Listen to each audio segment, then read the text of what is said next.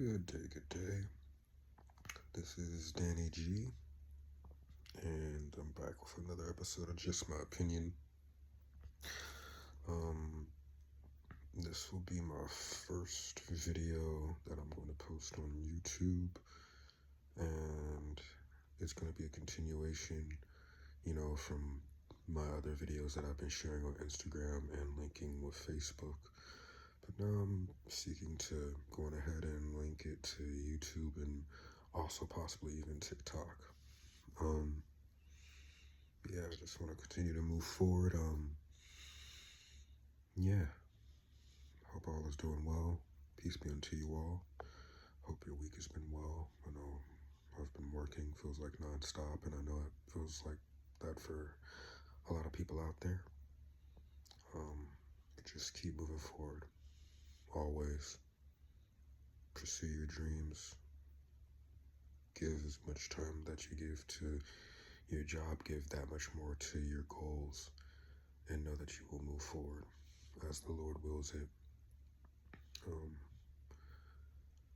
I would say happy Sabbath, but that has already passed, so, happy Sunday. So, I want to give my opinion, just my opinion, on this past WrestleMania 42. Just how everything went down. Yeah, night one, no. Night one, I just feel like they dropped the ball heavily. And when I was speaking of night one, I'm really speaking just heavily on the main event. The other matches were, they were okay. I'll speak on those at length. But night one, that main event, Cody Rhodes versus Randy Orton, I feel like that was a major ball drop, and I feel like they should have taken the title off of Cody and given it to Randy.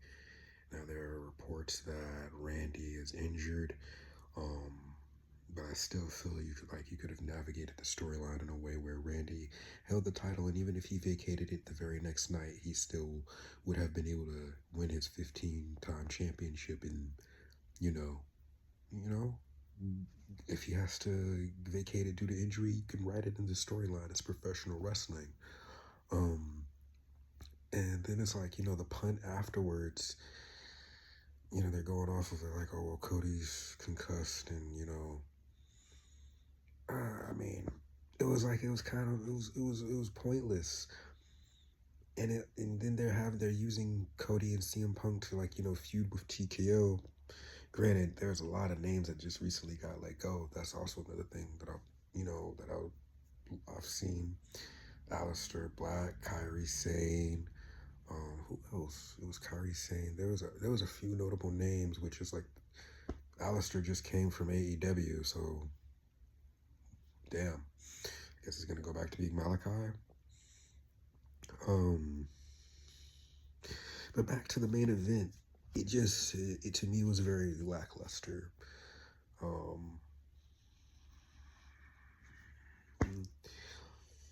Just like it was like lackluster to me, just like how like the Jade Cargill Rhea Ripley match to me was lackluster.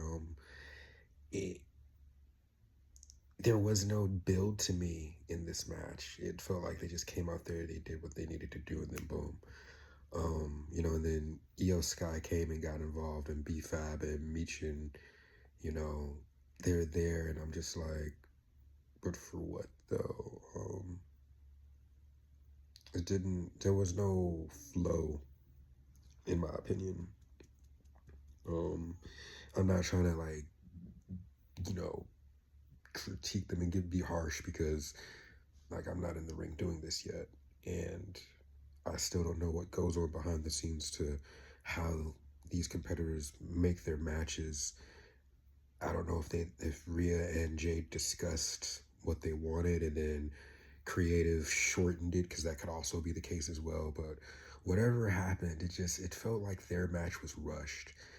And I just felt like their storyline wasn't as organic as it could be with the lead up to their match.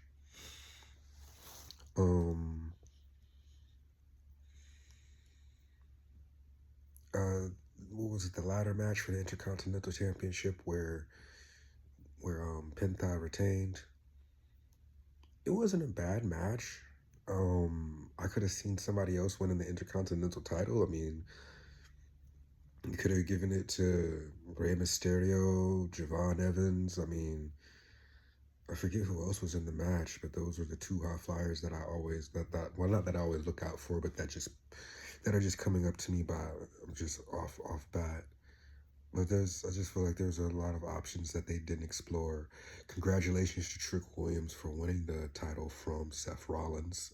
No, wow, no, not Seth Rollins. That was a blunderbuss.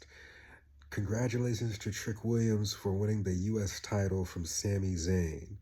Sorry, it's just the S's, but still, Seth, Sammy, two different syllables. Anyways, it's because I want to talk about that as well. But first, Sami Zayn and Trick Williams. That match was great. And that match, what I liked about that match in particular was that it highlighted how to use celebrity star power in the right way. Like, it was a complete flip on what happened with John Cena and Travis Scott and Cody Rhodes last year. This was like just a 180. This was like how you're supposed to do it, in my opinion. It was great. Their match actually, it had a great storyline to it. And it's like, that's what I don't understand. Is like, but also this is Shawn Michaels' protege, and this is him being in charge of that creative storyline more than likely, so that's why it flowed. But I'm just like, damn, like that was actually great. I love that. Even with the Intercontinental match, that was great. But then we get to Cody and Randy, and it's just like, even like the Dominic Mysterio versus Finn, the Demon, that wasn't too bad. They could have done more, but yeah, you know, it delivered for what it was, you know. And I think that was actually night 2. I might be getting my nights mixed up. But yeah, night 1 just, it didn't hit to me. In my opinion, it did not hit to me. Also shout out to IShowSpeed on that spot in his match with the Usos against the Vision, because you could see that he was, you know, you saw the emotions, the tension was high, but he delivered where he needed. And you know, Logan Paul, you know, did a great job selling. I didn't think he was gonna sell, but he did. That was actually really cool.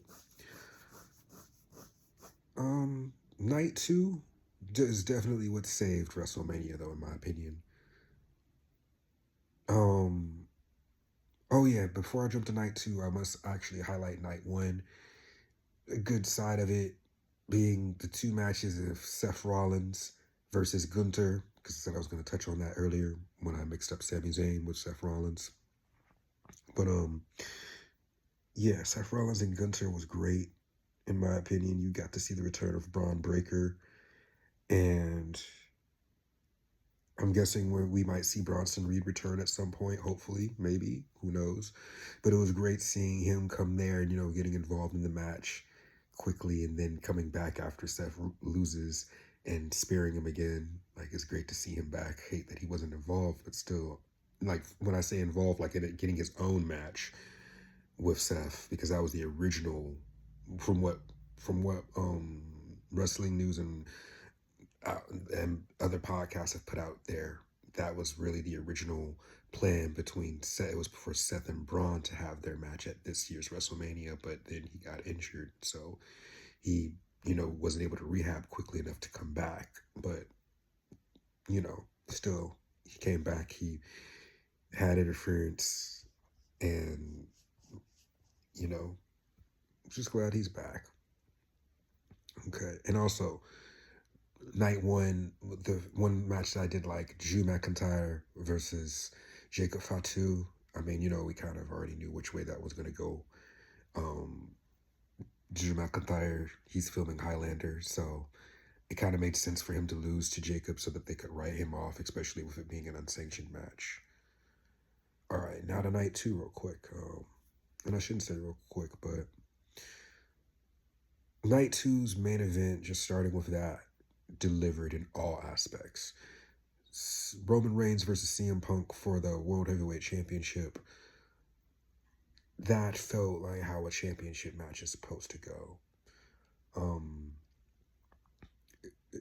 Their storyline felt smoother.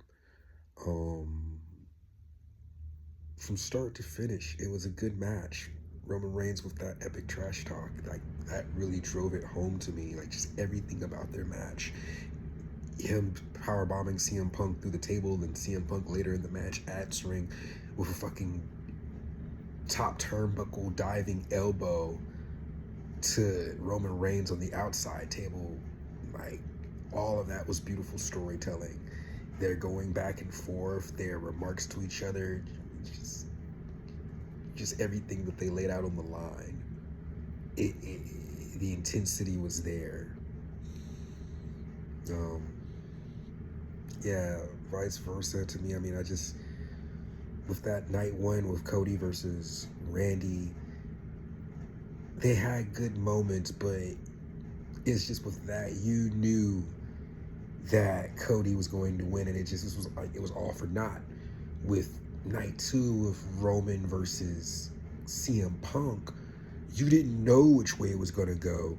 And also, either way, whomever won, I mean, you still could progress the story. Like, nobody was going to be let down either way. And that's just my opinion.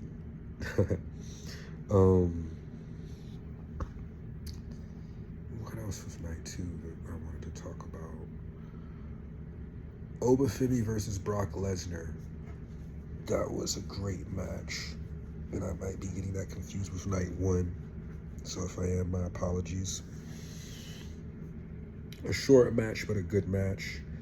I'm hoping that there's something else that comes of this. And when I say that, I'm not saying that Brock has to continue the storyline with Obafemi, even though that was also the original pathway, but there was a lot of ideas that were scrapped with WrestleMania 42. I don't know why they did this. Like even with Io Sky having her own match, that got scrapped. And I don't know if it's because TKO decided on, they already knew who they were going to release. Like there's a lot of things that didn't make sense with certain matches that did and didn't get made at WrestleMania 42.